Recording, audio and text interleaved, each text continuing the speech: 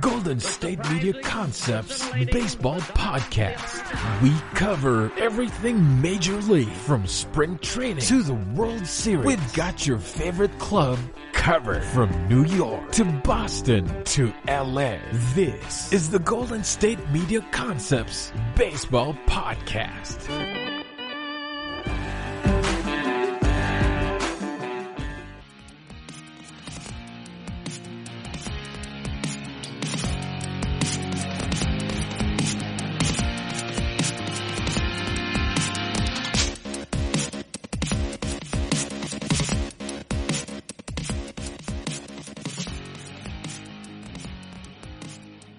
Hello and welcome into another edition of the GSMC Baseball Podcast, brought to you by the GSMC Podcast Network. I am your host, as always, Kevin Mahalik, and this is episode number 195 of the Baseball Podcast here on Monday, June 8th. I appreciate everybody listening out there. Right off the top, do me a favor, give us a 5-star rating. Write us a review. If you guys write us a review, we'll read it here on the show. I want to make this a community effort with you guys, the listener, being involved as much as possible out there. But in today's episode, we got a great episode lined up for you. We're going to give you an update on the negotiations that are taking place between baseball and the MLB PA. There's a few different updates to touch on there. Potentially could have a shortened season, as little as 48 games, which we'll get into much more detail about. But then we're going to transition into the Major League Baseball Draft. The draft is taking place this Wednesday and Thursday.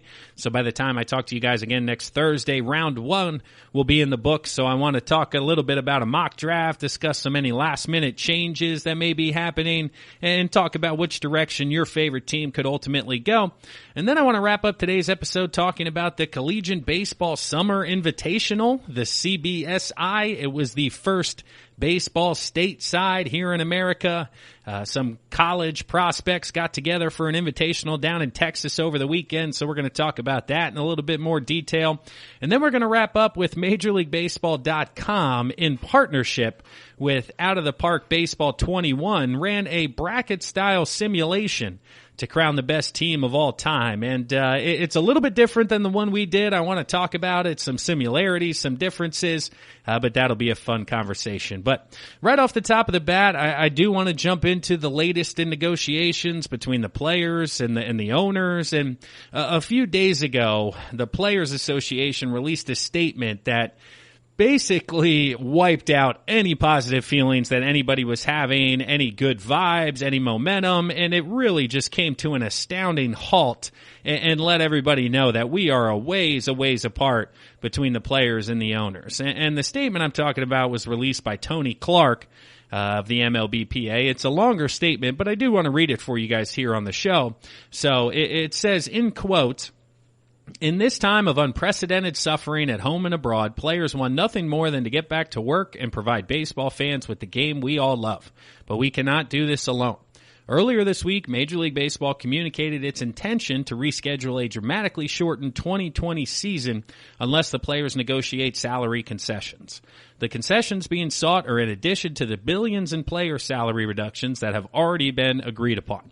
This threat came in response to an association proposal aimed at charting a path forward. Among other things, players proposed more games, 2 years of expanded playoffs, salary deferrals in the event of a 2020 playoff cancellation, and the exploration of additional jewel events and broadcast enhancements aimed at creatively bringing our players to the fans while simultaneously increasing the value of our product. Rather than engage, the league replied it will shorten the season unless players agree to further salary reductions. Earlier today, we held a conference call of the association's executive board and several other MLB PA player leaders. The overwhelming consensus of the board is that the players are ready to report, ready to get back on the field, and they are willing to do so under unprecedented conditions that could affect the health and safety of not just themselves, but their families as well. The league's demand for additional concessions was resoundingly rejected. Important work remains to be done in order to safely resume the season. We stand ready to complete that work and look forward to getting back on the field." End quote. It essentially says that, hey, the players offered concessions and the MLB just turned it down outright unless there's a concession in regards to money. And that is the root of all evil. Everybody knows that saying, but what's come of this is essentially the players said, hey, yeah, we may have pushed back on the amount of games, the amount of money, but we made these additional concessions. And if you're not willing to look at those concessions and start that groundwork of a new agreement, then I don't know what to tell you. And the owner's side and their stance seems to be more of, hey, this is the amount of money that we have or that we are willing to pay you for the 2020 season. How do you want it? Take it how you want it, whether it's a full prorated portion of your salary at 48 to 50 games, that's fine. Or if you need to take further cuts to play an additional 82 games, that's fine as well. We don't care, but here is our pool of money that we are giving you. You guys determine how many games you want to play to ultimately receive this pool of money. And that is where they're going back and forth, and they're unable to make any movement. And the good news, bad news that has come out in the recent days, the past week, is that part of their March agreement at the beginning of this pandemic basically states that if all else fails and they cannot come to an agreement, Rob Manfred, the commissioner of Major League Baseball, yes, that commissioner who called the trophy a piece of metal, the same one that has botched the entire offseason up until this point, well, he can now come in and basically say, hey, I'm mandating that you guys are playing a 48-game season. Here's what you're going to be paid. Here's what the playoffs are going to be.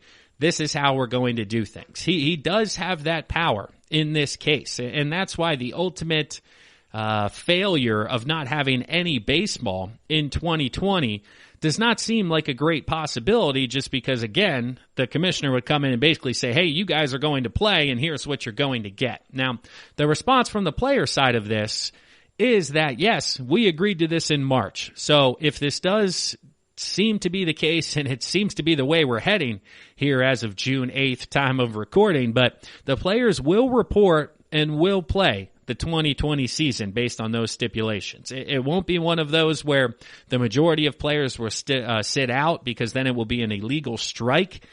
Some players, such maybe as JT Realmuto, Mookie Betts, other individuals, could tweak a hammy potentially when they return, because they're not going to play for 2 months and jeopardize their future long-term guaranteed contracts, which is a much different conversation that we would be happening. Hey, if the commissioner mandates that players have to return, yes, they'll return, but I think they're still going to find ways to kind of stick it back to the owners, stick it back to the league, and Realmuto tweaking a calf, or if you're a top-end pitcher headed to free agency, maybe you strain an elbow or strain a forearm. That way it doesn't raise any red flags when it comes to your next contract or free agency negotiations, but still, you don't have to go out there for 50 games or 10 starts or whatever it may be if you're not comfortable. So the players are going to report. Whether or not 100% of them will ultimately play, I think, is to be determined. But if this is going to be the case, there is going to be no concessions from the players' side whatsoever. I talked to you guys about the statement from the MLBPA that talked about expanded playoffs for 2020 and 2021 that the players have now agreed to, that they have not been in favor of previously. Well, you can throw that completely out the window. The players are going to go right back to the old style of postseason. They're going to want less teams in the playoffs, because then the MLB will make less money ultimately, and if it is not a revenue-sharing generated system, they don't care how much money the league makes in regards to 2020 or 2021. They just want their cash. So playoffs will be back to the old, short, condensed format this year and next year, as well as there's going to be no microphones on players, no enhancements to the broadcast that were talked about. Everything that was released this spring training and was received so positively from the fans, the players, the managers, everybody across the board universally seemed to approve of using microphones in the dugouts, on the field, communicating with players, and I think that is key to growing the game coming off of this pandemic. Well, if the owners and the commissioner basically throw it in their face, hey, you guys have to play, well, they're not going to wear any mics, they're going to do no interviews, they're going to be very standoffish in regards to the media and growing the game for this summer.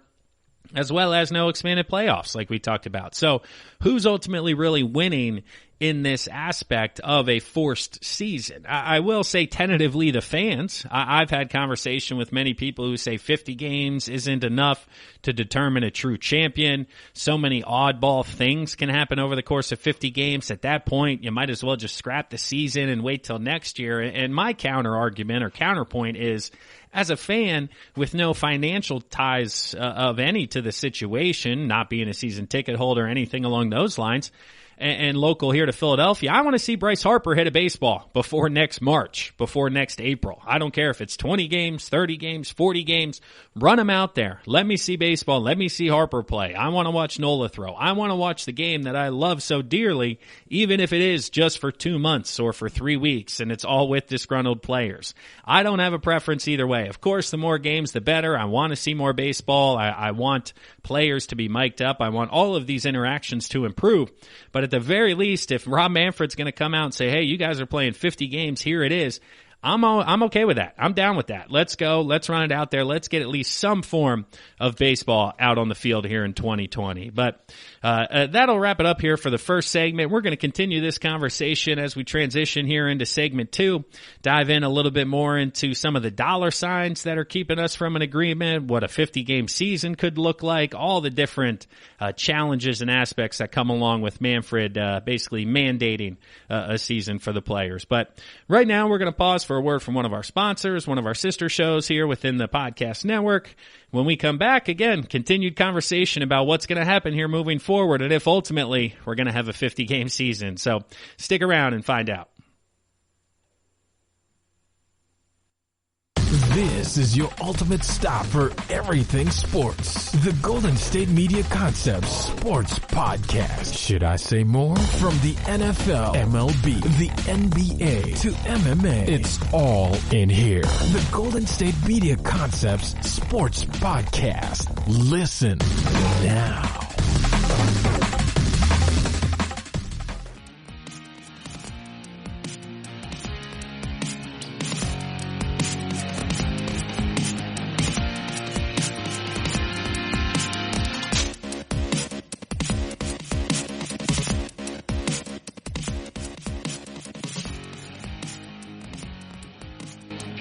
Welcome back, and thanks for listening to the GSMC Baseball Podcast, brought to you by the GSMC Podcast Network. I am your host, Kevin Mahalik. This is episode number 195 of the Baseball Podcast here on Monday, June 8th, and we are talking the latest in negotiations between Major League Baseball and the Players Association.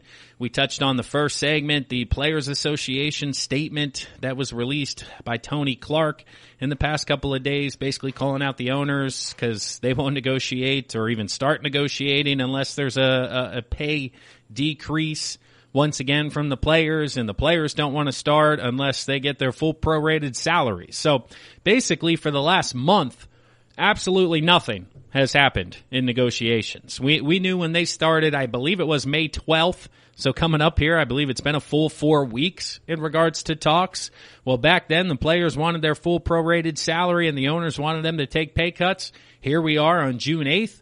And that's exactly where we stand. So the last 4 months, you could have hit fast forward. Absolutely nothing came of it. There were a few slivers of hope or flickers of light in regards to deferred money, potentially looking at the DH roster. We came to agreements on the baseball side of things. It's just the financials that aren't working for these clubs. And that's obviously extremely frustrating for all the fans out there who have more important things to worry about than whether or not their favorite baseball player is going to get paid. But again, the latest rumor is that we are not going to be without baseball for the summer because worst case scenario, our lovely Commissioner Rob Manfred will come in and basically implement his power that was granted to him during the March agreement that says, hey, if you guys can't figure it out, I'm able to mandate a season for 2020.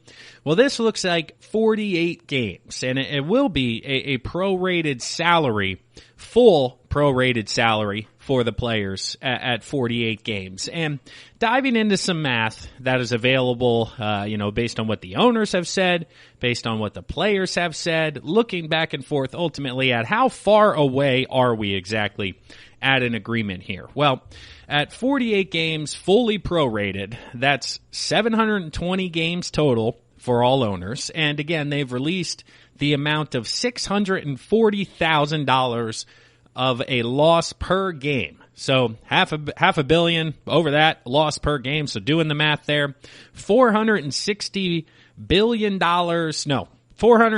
million, 800,000 is what that comes out to in paid salaries for 48 games at a prorated rate. Well, it's already come out that the owners are open to this. Again, because they signed for it in March, people are starting to talk about how this could take place, and the owners said, yeah, that's fine. We'll do that. Well, the players came back at 114 games fully prorated. I didn't want to do that math just based on how far away we are. So let's look at 82 games fully prorated. That's where the players would play. Ultimately, the owner said, hey, that's not what we're doing.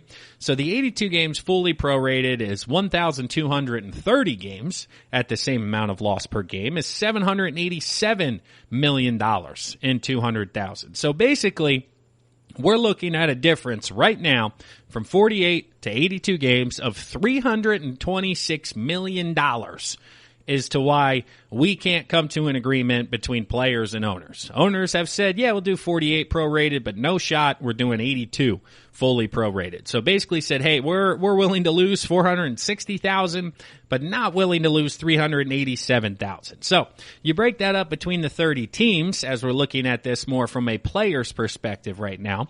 $326 million between the 30 teams is just shy of $11 million per team. The player's argument in this case is that that money is equivalent of a number 4 starter or a rotational solid outfield piece at $12 million a year per se. And when you're looking at it like that, basically says, hey, you guys have to eat the contracts, each one of you, of $11 million a year. That's one player who gets injured. Think David Robertson for the Phillies this year is making $10, $11 million, may not throw a pitch, and they still have to pay him that money. So essentially, when you break it down like that, it doesn't sound too bad from the players to the owner's perspective, which is why they're like, guys, come on, it's $11 million per team this year that you're going to be losing if you guys do indeed share the revenue or share the losses like you say you are, since you won't open your books to us. But from the owner's side of things, they're looking at it saying, yes, we've already anticipated a $3.5 billion loss for this year. And if you throw just short of another $500 million, we're almost at a $4 billion loss. And that obviously complicates things because in a vacuum, $325 million for Major League Baseball teams split amongst the 30, okay, but over the course of upwards of $4 billion, you tend to understand a little bit more as to why they could potentially be against this. So what's the deal here? In order for players to make $460 million, looking at the money that the owners have said, hey, we're willing to pay this out, fully prorated 48 games. Okay, what would that money have to spread out to be in order to play the 82 games? And this isn't a tiered price cutting system. This is strictly across the board.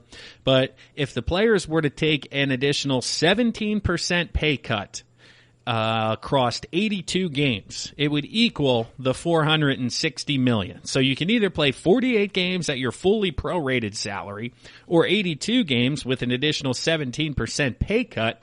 But if you're the players and ultimately you're going to receive the same amount of money, do it over less periods of time. Obviously, everybody knows the safety and health protocols that are going on out there. The exposure to the coronavirus and the opportunity to get the virus goes up a ton when you're around players and their families. So if you're going to get the same amount of compensation, you might as well work for less amount of time. Anybody out there who gets a job or a contracting position, hey, I'll give you $10 over 5 hours or $10 over 3 hours.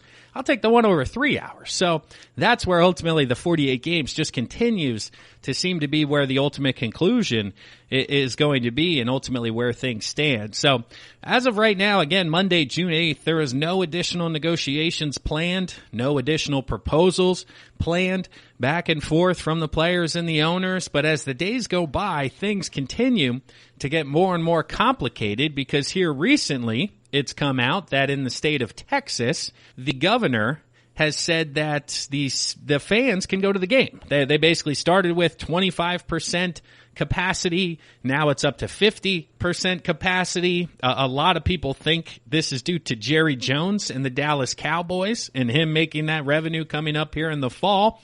But some of the legs that grow off, if it is Jerry Jones, is you have the Texas Rangers and the Houston Astros, where Major League Baseball has said we're going to allow fans into the stands at those stadiums. And now that revenue generated from Texas and Houston will be split across all owners and across all teams, so it won't just be Texas and Houston who will be benefiting and not as well, or, financially benefiting as well. But it gets to home field advantage because the NBA and the NHL are playing in bubble type atmospheres. Fans are not a concern. Well, in Major League Baseball, if you're leaving it up to all the governors of every state who allow fans or not, you could potentially go to a Pirates game or a Phillies game in the state of Pennsylvania where it seems as if fans will not be allowed for the very foreseeable future. Even when we get to the quote-unquote green phase, gatherings are limited to 250. Currently, we are in the yellow phase. And then you go to Texas where you could potentially have a brand new ballpark in Arlington where there's 15, 20,000 fans at the stands if we're getting up close to 50% capacity. And you're telling me 20,000 fans compared to 0 fans isn't going to make a difference for one team as opposed to the other. It's just, man, that's a tightrope that baseball isn't worried about, isn't communicating on. I haven't heard many discussions out there in the media world, podcast, TV, radio, whatever it may be. But that's what the next step in conversation is going to be.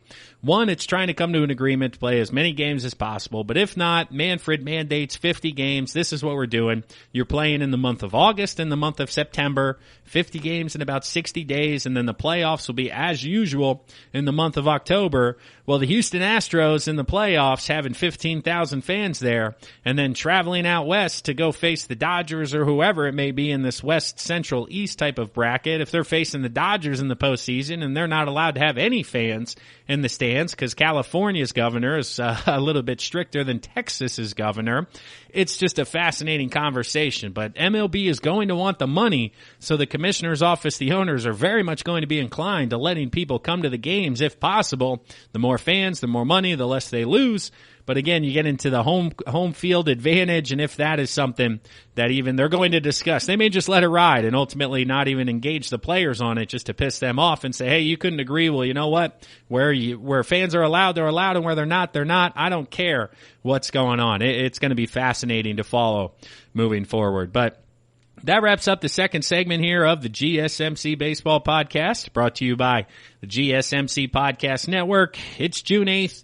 We are nowhere close to an agreement. The July 4th first pitch that I had predicted since the month of March does not seem to be possible, not due to the coronavirus, I want to point that out, but due to the lack of an agreement financially between the players and the owners. So we'll keep you guys posted this week. If anything comes out, obviously we'll talk about it on the next episode this upcoming Thursday. But for now, we're going to pause for a word from one of our sponsors, one of our sister shows, and when we come back, we're talking Major League Baseball draft, going through a mock draft here as it is draft week. Stick around. You're going to want to hear it. Tired of searching the vast jungle of podcasts? Now listen close and hear this out. There's a podcast network that covers just about everything that you've been searching. Hey! The Golden State Media Concepts Podcast Network is here. Nothing less than a podcast bliss with endless hours of podcast coverage. From news, sports, music, fashion, cooking, entertainment, fantasy, football, and so much more. So stop lurking around and go straight out to the Golden State Media Concepts Podcast Network. Guaranteed to fill that podcast itch. Whatever it may be. Visit us at www.gsmcpodcast.com. Follow us on Facebook and Twitter, and download us on iTunes, SoundCloud, and Google Play.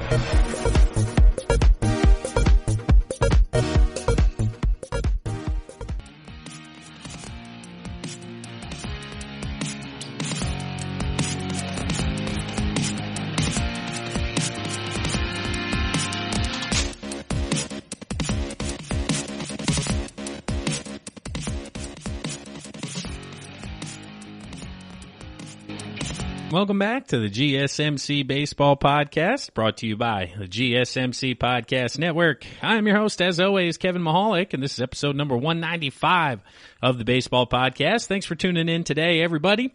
Do me a favor, head to social media, head to Facebook, Instagram, Twitter, follow the GSMC Baseball Podcast, as well as the GSMC Podcast Network. The network itself has tons of options for you guys listening out there. I know you're into podcasts because you're listening to this episode. So if you're into other sports outside of baseball, whether it's football, soccer, college football, or maybe it's not sports and you're into politics, news, music, movies, any of the above, the Podcast Network has a show out there for you guys. So head to wherever you listen to your podcast, type in the GSMC Network into the search bar, and you guys will have all different types of options to choose from. It's a fantastic podcast network with plenty of options, a ton of great shows, plenty of talented hosts out there. So if you're looking for something else to listen to, head within the network, find yourself an additional show. We very much appreciate it. As well as share this with a friend. I ask once every episode for you guys out there, share it with one friend per week. That's kind of the rule I like to ask of you guys. If you could tell one friend this week, one friend next week, continue that trend going. As friends here, they then listen and expand, and we continue to grow and have some fun within the baseball podcast here. But jumping into the third segment, we wrapped up conversations between the MLBPA and Major League Baseball. Well, June 8th here, it's 2 days before the Major League Baseball draft. That will take place this Wednesday and Thursday. I'll be able to talk round one recap with everybody in Thursday's episode, and then we'll wrap up rounds 2 through 5 a week from today on next Monday's show. But wanted to dive into some mock drafts, kind of see where everybody's going, give you guys the last consensus on who your team's going to be picking out there, since I know we got people listening all over the country, fans of all different teams. So, let's run through the first round. We'll kind of cross-reference some mock drafts, give some thoughts ultimately on which direction teams could go, and let's have some fun here. So at the top, picks 1, 2, and 3, pretty much agreed upon, pretty much unanimous across the board. Number 1, the Tigers taking Spencer Torkelson, first baseman, right fielder out of Arizona State. This would be the first ever college first baseman to be selected 1-1, which kind of fascinating. Obviously, power bats coming out of first base, but I guess defensively overall don't offer a ton of upside. But Spencer Torkelson, 60 hit, 70 power. In regards to the scouts' projections for him, I believe that's out of 75 is top. So very much the top bat in the draft. Seems to be the way to go for Detroit. And he could fill in for Miguel Cabrera once that contract runs out and takes off moving forward. Next up, you got the Baltimore Orioles, who essentially have Austin Martin fall to them at number 2. There's a lot of scouts out there who think Martin could be the top overall player in this draft. He seems to be a little bit less on the power side of things, more overall, all around. Outfielder, second baseman, third baseman. Nobody really knows defensively where he's going to end up yet, but his bat and his offense will most certainly play at the next level, and they think he's going to be a quick riser coming out of Vanderbilt in a very good collegiate program. Number 3, the Miami Marlins. A lot of people have him taking Asa Lacy, left-handed pitcher out of Texas A&M. Let's see. The Marlins would love for Martin to fall for them here, but ultimately they're going to settle for the top college arm off the board, left-hander, top-end talent coming out of Texas A&M, heavy spin. Spin rates are plus across the board on multiple pitches he has.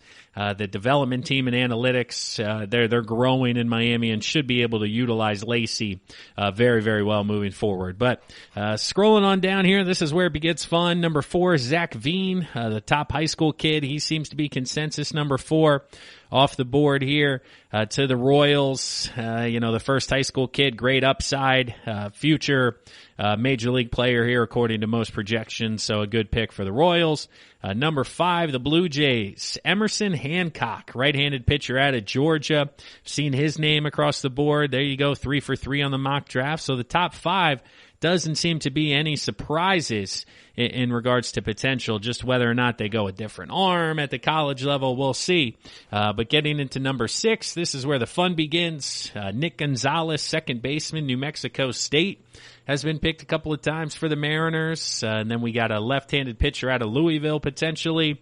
I think the Mariners, they go college second baseman. They'll be thrilled if he's still on the board here. Could go anywhere from number 2 to number 7. Hit tool, among the best in the class, if not the top guy. Stout frame, a very good ball player, compact, reminds people of Dustin Pedroia up there in Boston, so you'd like to hear that out in Seattle. Number 7, Max Meyer, right-hander out of Minnesota, the next arm off the board. He's going anywhere from 5 to 8 in regards to some mocks I've seen. It depends if Nick Gonzalez is there. I think they jump on him, but if not, going Max Meyer, right-hander out of Minnesota. Number 8, the Padres, Robert Hassel, a center fielder out of high school, out of Tennessee. I've seen him everywhere in the top 10, as low as number 10. So definitely an option right there at number 8. They like upside early in the draft. I think San Diego's a year or two away from really being in contention. Obviously, the Dodgers running things, the Diamondbacks being very competitive, but up-and-coming Padres team, they could look to go certainly high school kid and take the upside. Number 9 here, Colorado Rockies. They could go a couple of different ways. It certainly seems to be that they're going to go collegiate level in their pick. We got a catcher from North Carolina State, or a pitcher out of Louisville, or an outfielder out of UCLA across the mock drafts for them. Very much like the college kids, more developed coming out of that level, less development to try to do. Personally, I think they go offense. I know we had two hitters, one pitcher for the Rockies. I think they're going to try to improve that offense. Nolan Arenado moving on in the near future, as well as some other question marks, could potentially be an issue for them. Number 10, moving on here, let's see. We have the LA Angels. Let's see, mock drafts have them taken, basically whoever isn't taken at number 8 and 9. 8 through 10 seem to be the 3 same names. The outfielder from Tennessee, the kid from Louisville, kid from Minnesota, if you're looking at the mock drafts. Patrick Bailey from North Carolina State, or they could go Max Meyer from Minnesota if he's still around. So 8 through 10 really kind of falling into that next tier of potential options. Number 11, Chicago White Sox. Let's see, this is when you get into more outfielders, one from Arkansas. Let's see, it's been nearly a decade since they used their top pick on a high school kid, so I don't see that happening this year. Let's see, they got a catcher out of NC State in this mock draft, an outfielder out of Arkansas. This draft has them taking a high school kid out of Pittsburgh, but I ultimately don't think they do that based on history. It just depends on who's still on the board when it comes time for them to pick. Right there at number 11. Number 12, Austin Hendricks, West Allegheny. He's from just outside of Pittsburgh, another high school outfielder. Great bat, great tools. Number 12, have him going here to them in multiple drafts. Another right-handed pitching prospect potentially in this draft. The top prep pitcher going off the board there at number 12. So if Cincinnati wants to go offense or defense, it does seem to be that the scouts like the high school level kids for the Reds, depending on how the draft falls. Number 13, Tyler Sodstrom, catcher, high school kid out of California. I don't know if he stays behind the dish. I've seen him rumored potentially to the Phillies at 15, so to see him at 13 here in multiple drafts, not a real surprise. They have 2 extra picks because of free agency who have left, number 68 and 67, Bumgarner and Will Smith. Gave them 2 extra picks this year. So if they go high school kid, go a more long-term prospect, that's because they could go more polished or college kid later in the round moving forward. Number 14, the LA Rangers, left-handed pitcher out of Tennessee, a college kid, an outfielder out of UCLA in that draft, and then a right fielder from Arkansas. So again, going outfield prospects, it depends on whether they're looking for more speed and swing batting average type or more power, doubles. Ultimately, the kid out of Arkansas is more on the power side. The kid out of Tennessee, a little bit more kind of outfield, center field, rangy type prospect. And then number 15, this is where we'll wrap up the third segment, transitioning about halfway through the first round. We got a right-handed pitcher, Cade Cavelli from Oklahoma. to the Phillies, Pete Armstrong, Crow Armstrong, an outfielder from high school, and then Nick Bitsko, a CB East, a local kid, a pitcher as well. So honestly, I do think that the Phillies go more pitcher. I thought about outfielder because they're thin there, but just knowing how the availability of free agent outfielders costs you less and is more abundant than that of arms, I do think they go college arm in this point. I'd lean more the kid from Oklahoma than the kid out of high school just due to draft history as well as current window. Aaron Nola, Zach Wheeler, Spencer Howard, their top prospect, will be up this year, so you take a kid who's about 2 years away as opposed to 4 or 5, and you got a solid 1 through 4 coming down the stretch there for the Phils. But that'll wrap it up for the third segment here of the GSMC Baseball Podcast, brought to you by the GSMC Podcast Network. We're going to pause right now for a word from one of our sister shows, one of our sponsors, but when we come back, we're going to do the second half of the first round, talking picks 16 through 29. Stick around, everybody. Want to know the latest in soccer? Then listen to the Golden State Media Concepts Soccer Podcast. From MLS, the World Cup, and the Premier League, we've got you covered. The latest updates, the hottest matches, and news on the league's top players. It's the Golden State Media Concepts Soccer Podcast. David Beckham scores the goal to take England all the way to the World Cup finals. Listen now.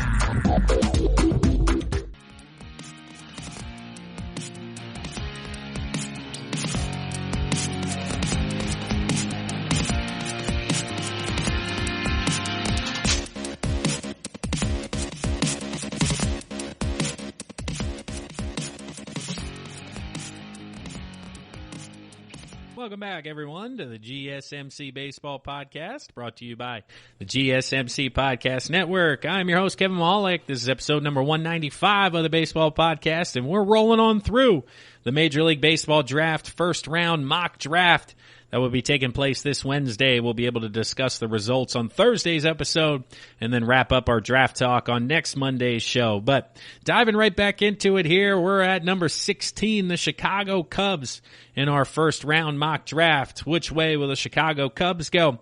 The experts think a couple of different directions. They got them taking a pitcher out of Oregon, a high school kid in this draft, a left-hander out of Tennessee in this draft, a right-hander out of Texas in this mock draft. So everybody's thinking arms for the Cubs. Jared Kelly out of Texas, Garrett Crochet out of Tennessee, or Mick Abel out of Oregon here available at 16. And then this is where obviously the mock drafts become a little bit more fun because based on certain picks above, all of these kids could be gone. People we never saw coming could be picked. So just looking at more position, ultimately more tendency to try to get a feel of, as you're watching with best available and who's on the board, you can kind of parlay that with your knowledge from here in the tendencies that each team tries to follow. So number 17, the Red Sox. Let's see, in this draft, they have them taking the kid from Oregon after the Cubs take the kid from Tennessee.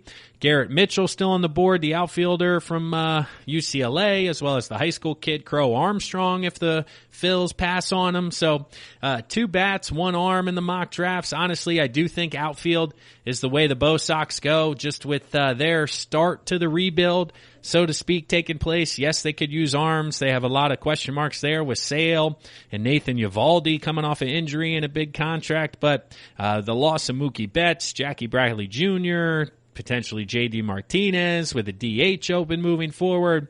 They're going to need a bat a lot less than the arms in the Red Sox system. So going over to the Diamondbacks, let's see. Ed Howard, shortstop, Illinois. Nick Bitsko, the pitcher, potentially on this one, and then the outfielder, Pete Crow Armstrong. So all over the board for the Bo Sox. They have them taking high school kids in every one of the drafts, so you'll look for them to favor the high school kids in the first round because their window currently still a few years away. Yes, they're trying to win this year. Obviously, signing Madison Bumgarner doesn't say, hey, we're in the middle of a rebuild, but it also doesn't say all in based on the price tag and the length of the contract at 5 years. Makes me believe that they know that their window is not years 1, 2, and 3 of this contract and potentially 2, 3, and 4, or even 3, 4, 5 down the stretch. So Next up, the New York Mets at number 19. Garrett Crochet, lefty from Tennessee, still available. Cade Cavalli, still available in this draft. And then Taylor Burns, right-handed pitcher. So going pitcher across the board for the New York Mets. College kid for these 3 mock drafts. So look for the Mets to take the top college arm in regards to their availability. Last year, they liked to manipulate the money in regards to draft capital, going over slot, under slot. Can't really do that this year with only 5 rounds. So look for them again to kind of take best player available. And it looks like best pitcher, potentially best collegiate pitcher available at this point. Number 20, the Brewers, right-handed pitcher Clayton Beeter, Texas Tech. In this draft, Clayton Beeter, Texas Tech in this one, and Nick Bitsko. So going arm for the Milwaukee Brewers as well. They'll basically take who the Diamondbacks and Mets do not take in this mock draft. There's a run of pitchers, 5 straight going before them. So they're basically looking for best remaining available arm. Based on the projections, it doesn't seem to be that they have a tendency one way or the other over high school or college kids, just looking to improve the rotation as best as they can. Number 21, the St. Louis Cardinals, Tyler Soderstrom, the catcher outfielder here in this mock draft. Justin Foscue, second baseman, Mississippi State, and shortstop Ed Howard out of high school in this draft. So looking infielder, looking for some help offensively, the catcher, third baseman, shortstop, second baseman. These are all high school kids, or one college kid that we have here. So looking for some young talent in the infield that they could potentially grow moving forward. Third baseman, second baseman. I don't know if you take a second baseman this high at number 21. You tend to go more shortstop, but if they can't hack it, then they move over to second base. But infield help on the way if you're St. Louis. Number 22, the Nationals, right-handed pitcher J.T. Ginn, Mississippi State. Cole Wilcox, right-handed pitcher Georgia. Or we have a catcher out of Ohio State. So I think they're going to go arm. I agree with the first 2 I read you guys that they're going to continue to look for pitching. They obviously know the importance of pitching with Strasburg, Scherzer, Corbin, all of the above, winning a title last year on the heels of a starting rotation. So look for them to continue to load up on arms, continue to try to win with the pitching side of things. Number 23, the Cleveland Indians, Austin Wells out of Arizona. Jared Kelly, right-handed pitcher out of Texas, and Jared Kelly, right-handed pitcher out of Texas. So 2 for Kelly. Let's see. First-round strategy. They go after high schoolers who came into the spring as top prospects but saw their stock slip. That is a straight tendency from a quote from a scout here for the Cleveland Indians. So take guy who was possible top 10 picks, but not as impressive this spring, maybe slipped, which tends you to a high school kid, especially this year, once again, because they didn't have any games this spring. At least the college kids got out there for a couple of months, so you do have some recent film to watch if you are a scout and evaluating pitching. And at the high school level, not much to go off of there at all. Number 24, the Tampa Bay Rays, Nick Lofton, shortstop out of Baylor. Nick Lofton, shortstop out of Baylor, and Nick Lofton, shortstop out of Baylor. So we're unanimous here at 24. Not a great draft for middle infielders, but Lofton seems to be the best college shortstop available, depending on where Martin ends up at number 2. If he's a shortstop, obviously it would be him. But contact machine, not a much a power guy, but a type of guy that the Rays love and can totally use in their kind of money ball scheme moving forward. Just great tools and really a Rays guy all around. Number 25, the Atlanta Braves, Casey Martin, shortstop center fielder.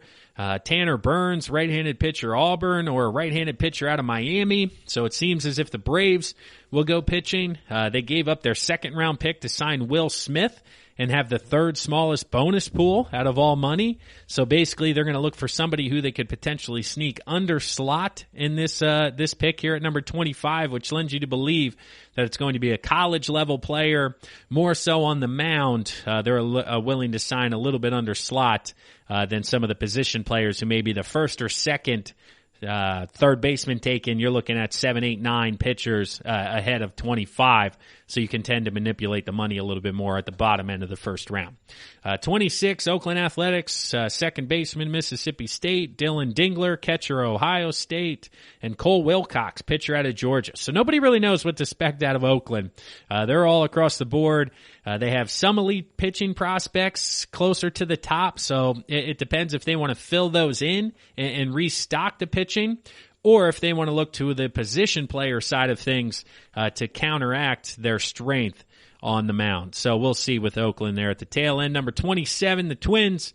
Fescue, second baseman. He seems to be floating all around there. Cameron Midlotsky, right-handed pitcher, South Carolina. And then Cade Cavalli out of Oklahoma. So if there's a top pitching prospect who falls at this point, being the class is very deep in college pitching, Cavalli I've seen going 15 to the Phillies. So if he's still here at 27, they would jump all over that, as well as the kid out of South Carolina, who's a very plus arm from the right side, just has a little bit of command problems, but seem to be able to get those squared away.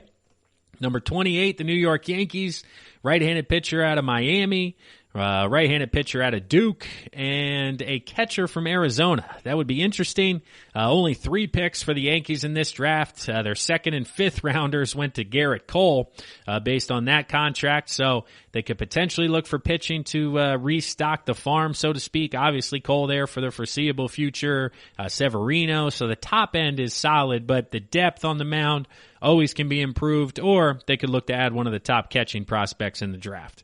The last pick in the first round, number 29, you have the LA Dodgers, because the Houston Astros do not have a first-round pick this year due to what happened just a few years ago. So at number 29, right-handed pitcher Jarrett Jones out of high school, Slade Ciccone, right-handed pitcher out of Miami, or right-handed pitcher out of Duke. But the Dodgers going pitcher, going help. They need assistance on the mound coming up here. Some of their guys getting older, Clayton Kershaw, etc. on the bump, so look for them to go pitching here to wrap up the first round. But that concludes our first round mock draft here with the GSMC Baseball Podcast, talking to you guys about all different types of directions your teams may go out there, some of the tendencies. So if you guys are watching at 25, number 26, you can see based on where the board is and past experiences what potentially your squad could do moving forward.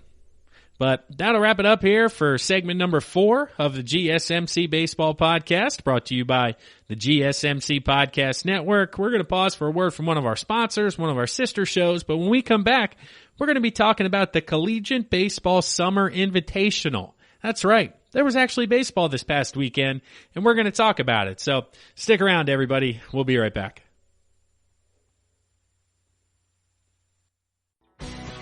Are you looking to get your college football fixed?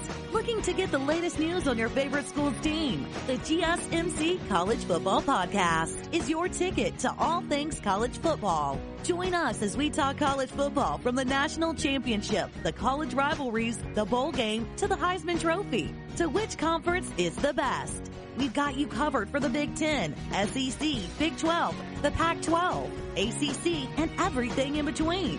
Download the GSMC College Football Podcast on iTunes, Stitcher, SoundCloud, Google Play, or anywhere you find podcasts. Just type GSMC in the search bar.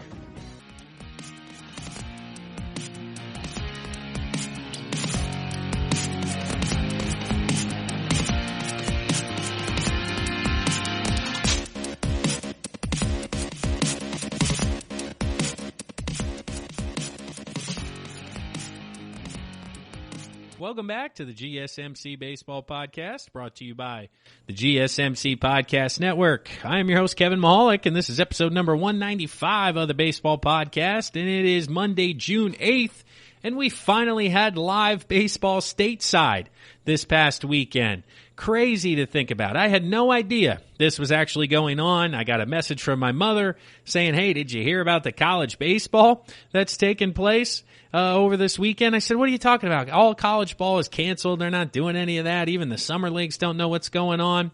And she said, no, the College Summer Ball Invitational is taking place in the state of Texas this past weekend. And the Collegiate Summer Ball Invitational is apparently a tournament that is run every year down in Texas prior to the draft with some of the top college prospects across the entire country. And it was 4 teams. It was a bubble type atmosphere. They had coaches with major league backgrounds. LaTroy Hawkins was one of the coaches. He had a 15-plus year career in the big leagues. So basically guys coming in from all over to play for a weekend tournament, more essentially a showcase than a tournament. It would be a proper title because they really don't win anything. It was just a play ball, and another way they could kind of show their skills finally before the draft was to take place this upcoming week. But 4 teams, guys from all over the country. Let's jump into some of the rosters here. I wanted to see where these guys were from. There were 4 teams. There's an American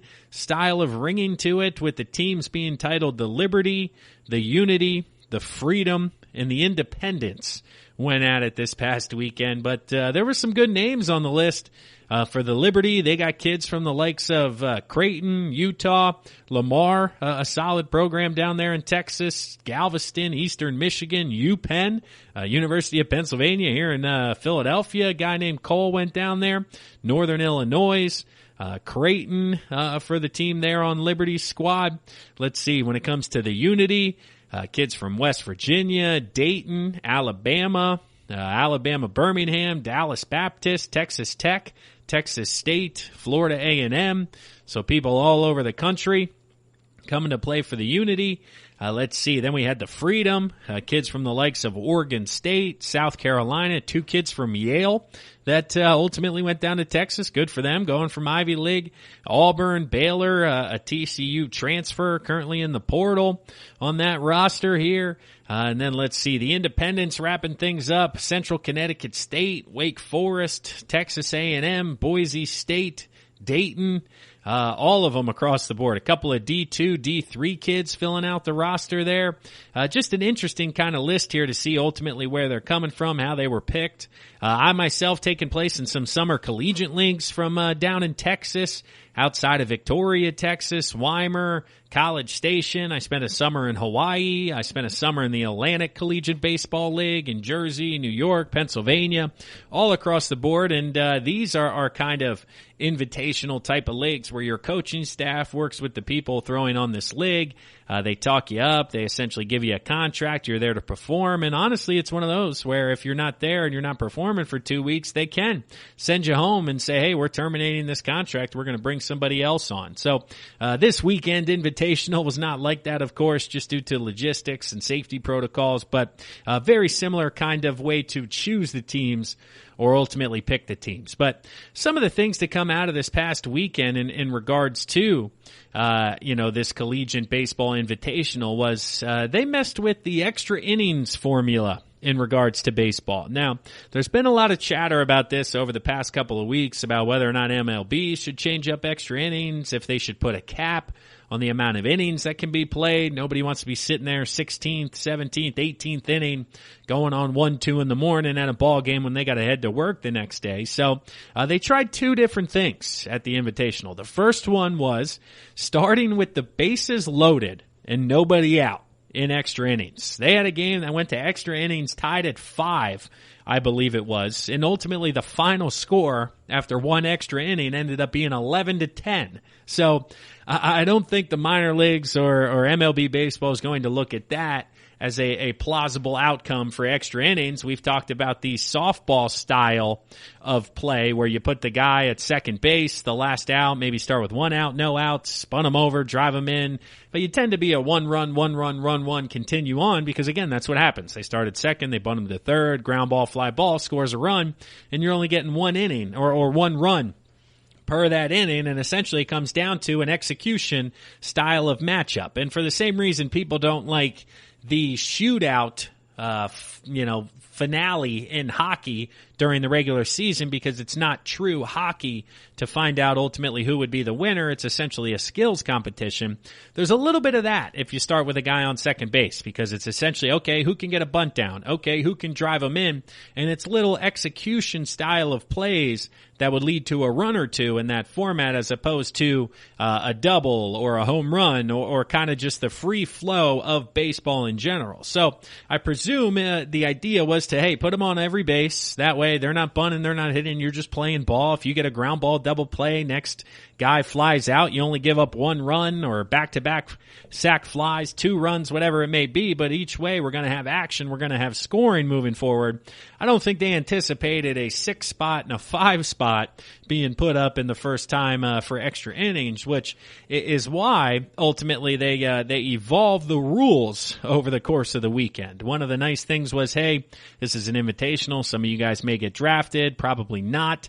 Now that it's only 5 rounds, if there were 40 rounds, a lot of these individuals would have gotten drafted, but now they'll just be signing for the $20,000 in the invitation to go wherever they want moving forward. But after that first extra inning debacle, quote unquote, I guess you could say, it went to a home run derby style of challenge the next day, which is what the kids wanted. So it goes to show you the reaction amongst the players and the kids, obviously positive. So, hey, we're playing extra baseball, bases loaded. Oh, man, this is a pain. This is tough. Well, now we're just going to go to a home run derby. So the positive reaction, the one kid won, I believe it was 3-2 and a 5 swing off, potentially this past weekend. It was tough to find the exact details, but scrolling through Twitter and things like that, I was able to find that they did go to the home run derby style. Now, I do think they went straight to the home run derby, which ultimately isn't the move. I think you do play 10, 11, maybe 12 innings, an additional 3 innings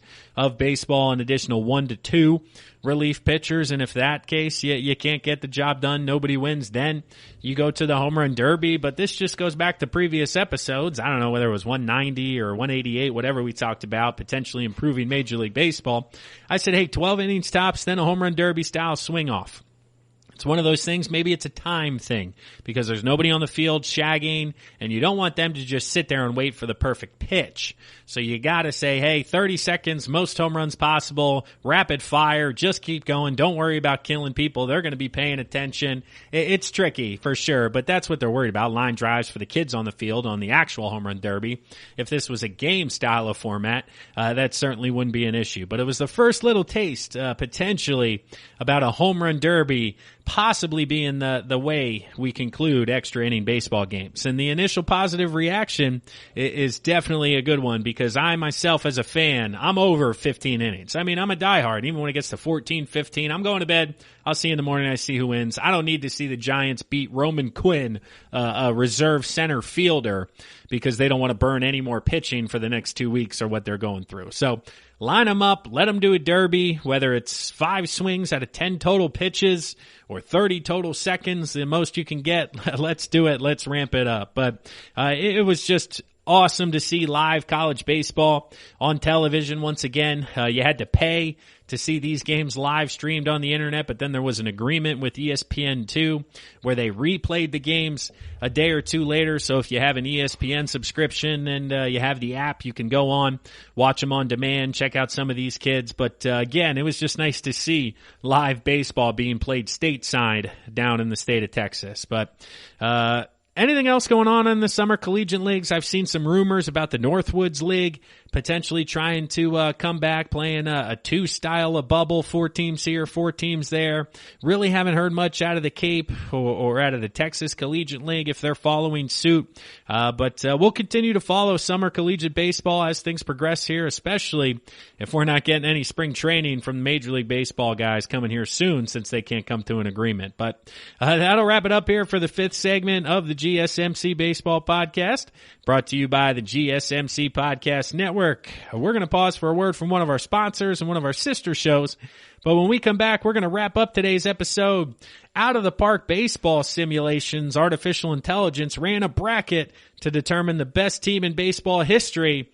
Let's see how their bracket lined up with mine. I had a few more rules and regulations than they did, so I want to see how some of these other teams that I didn't include may have fared here. So stick around. Again, this is Kevin Mahalik with the Baseball Podcast. We'll be right back.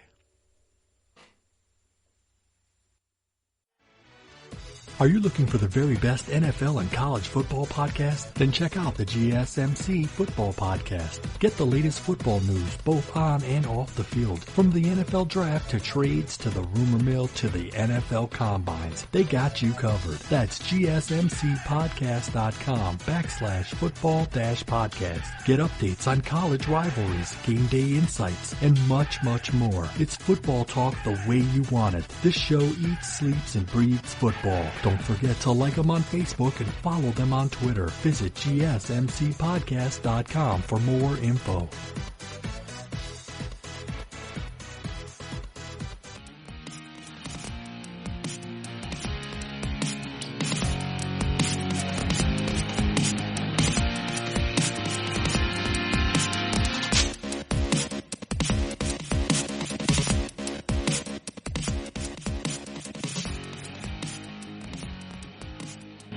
Hello and welcome back to the sixth and final segment of the GSMC Baseball Podcast, brought to you by the GSMC Podcast Network. I'm your host, Kevin Mahalik. As always, if you haven't done so yet, rate and review the podcast. Scroll up, scroll down on Apple Podcasts, give us 5 stars, write a review, head to social media, follow, like, subscribe, all of the above for both the GSMC Baseball Podcast as well as the GSMC Podcast Network. But this is the sixth and final segment of today's episode here of the Baseball Podcast, and we're diving in to a 64-team bracket that was simulated by Out of the Park Baseball 21. Well, 64 teams, that means 2 of each team was represented, as well as there was a team or 2, I believe, from the Negro League in order to fill out the 64.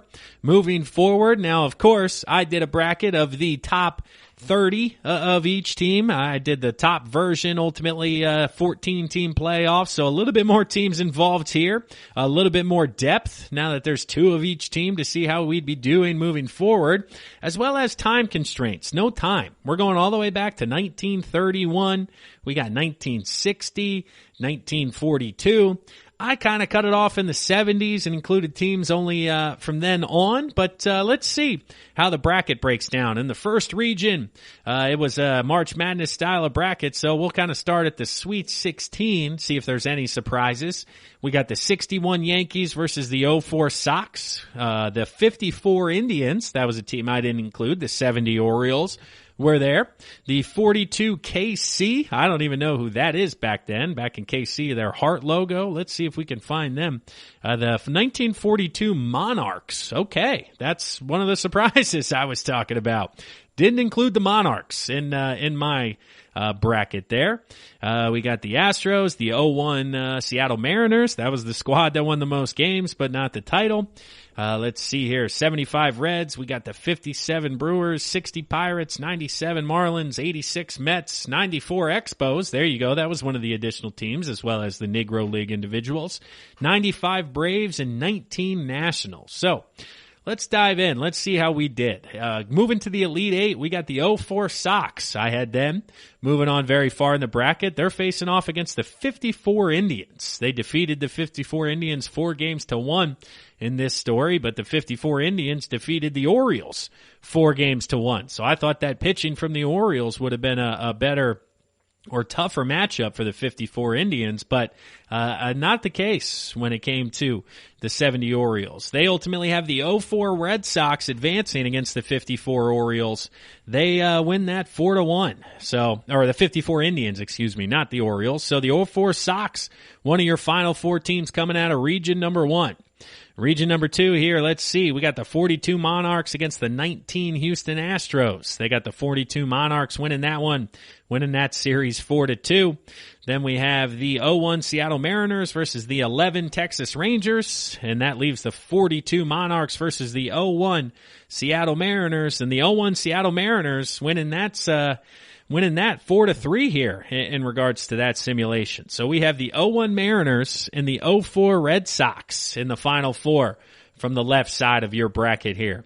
Transitioning over to the right, going up to region number 1, we got the 75 Reds facing off against the 57 Braves. Excuse me, I said Brewers. That was the Braves. They got an M for their logo. So 57 Braves, the 75 Reds advance in that matchup. Then we got the 60 Pirates versus the 97 Marlins. Let's see, the 60 Pirates advance, winning that series 4-3, according to the simulation, to face off against the 1975 Reds, in which the 75 Reds advance. I chose the 76 Reds. 75-76 were a toss-up. I thought repeating was a little bit more difficult, so I gave it to the 75 Reds, but they advanced against the Pirates, winning that series in 6 games, ultimately with a 4-2 advantage. Scrolling down here to the 4th region, we got the 86 Mets versus the 94 Expos in one matchup.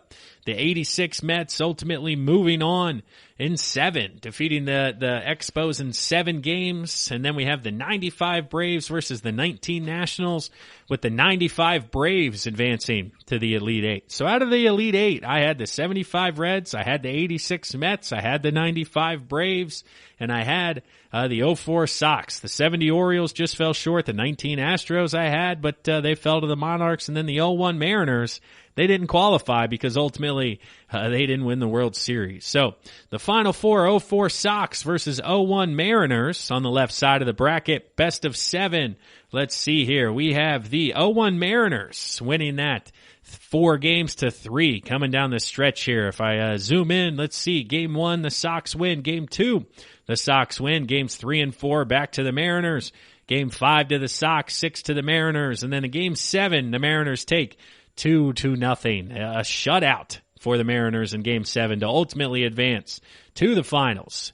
Who will they take on, the 75 Reds or the 86 Mets? Let's go into some of those stories here. It looks like, wow, the Mets took care of business in 5 games. Not a tough matchup for them, apparently, in the semifinals. Waiting to see ultimately how these games panned out here.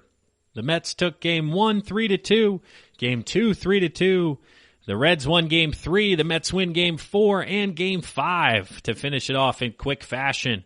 Ultimately going only 5 games, like I said. So that brings us to the finals of the 86 Mets and the 01 Mariners. This one went the distance. This one went a full 7 games, unlike the 75 Reds. Couldn't put up a tough matchup against the Mets, but diving in here, Game 1, 3-2 Mariners. Dwight Gooden takes the loss in Game 1 for the Mets.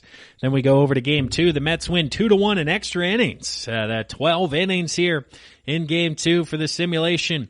Game 3, the first blowout of the series, so to speak, the World Series for the best team ever. The Mets win 9-0 to take the advantage. Then the Mets win Game 4, 3-0 to take a 3-1 lead.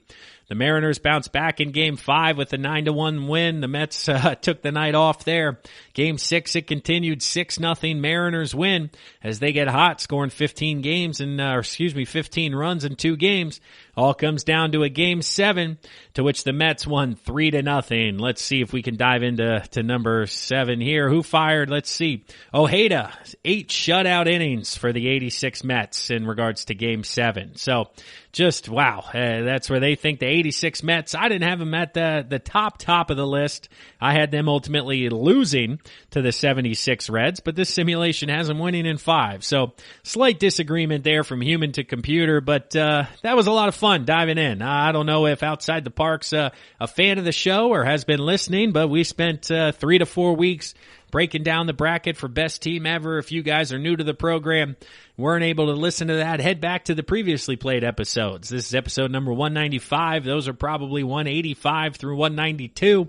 We break it down in the middle segments, how I think each division would pan out with the top of each team. It was a lot of fun, but that'll wrap it up for the Dream Bracket here, and that'll wrap it up for this edition of the GSMC Baseball Podcast. We had a fantastic show for everyone today. We talked about the latest in negotiations between the players and the owners.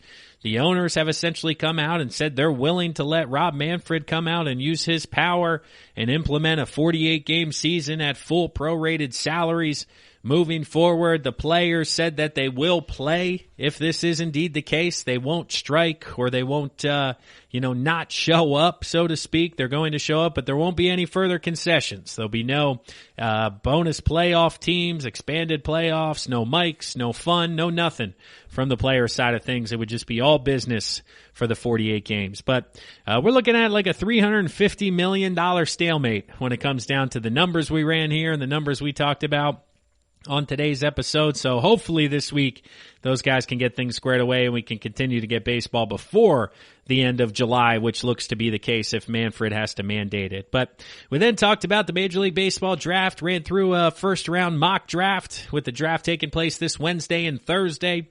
On Thursday's episode, we'll round up round 1, talk about some surprises, concerns, the craziest picks, everything that goes down, and then we'll talk about rounds 2 through 5 on next Monday's episode. And then wrapping up today's show, we talked about how there was college baseball live this past weekend and how the 19 1986 Mets were given the title of the best team in the history of Major League Baseball. So as a Phillies fan, that just hurt a little bit. I was absolutely rooting for the 0-1 Mariners when it came down to that simulation. I still think the 75-76 Reds would have beaten them, but the computers, they're telling us otherwise. So once again, everybody, I appreciate you guys listening. Thank you so much for everything you do for the podcast. Rate, review, like, subscribe, follow us on social media, tell your friends. All of the above. Continue to spread the word so I can continue to do what I love, and that's talk all things baseball with you guys out there, the lovely listeners. But that'll wrap it up for episode number 195 of the Baseball Podcast. I am your host, Kevin Mahalik, as always. I hope you guys had a great day. Have a great evening. We'll talk to you later this week. You've been listening to the Golden State Media Concepts Baseball Podcast, part of the Golden State Media Concepts Podcast Network. You can find this show and others like it at www.gsmcpodcast.com. Download our podcast on iTunes, Stitcher, SoundCloud, and Google Play. Just type in GSMC to find all the shows from the Golden State Media Concepts Podcast Network, from movies to music, from sports to entertainment, and even weird news. You can also follow us on Twitter and on Facebook. Thank you, and we hope you have enjoyed today's program.